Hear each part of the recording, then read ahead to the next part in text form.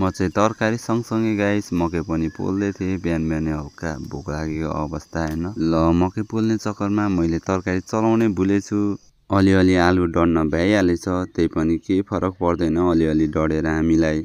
अनि हजुरहरूलाई खाना पकाउने काम गर्न कतिको गाह्रो लाग्छ।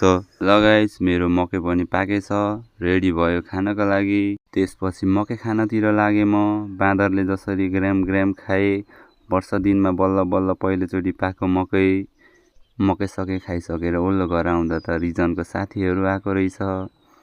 मैले यसलाई रिजनसँग लप्परेछ हो भनेर जिस्काएको, होइन भनेर लजाएर गई केटी त।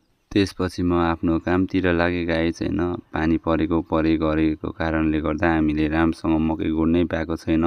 म पुग्दाखेरि चाहिँ आमा मकै गोड्दै हुनुहुँदो रहेछ। आमाले लगभग आधी गरा पारिसक्नु भएछ। यता अर्कोको नाटक हेर, काम गर्ने बेलामा कहाँ पुग्ने हो।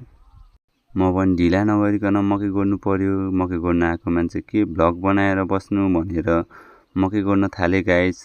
सुरु भएर हो कि के हो गाइस होइन, भ्लग बनाउन अलिक कस्तो अप्ठ्यारो फिल भइरहेछ। नबनाऊ कि जस्तो फिल भइरहेछ। अब हेरौँ के हुन्छ। गाइस मकै सके गोडेर 10 बज्यो। 10 बजे अब खाना बनेर घरमा आएँ म होइन।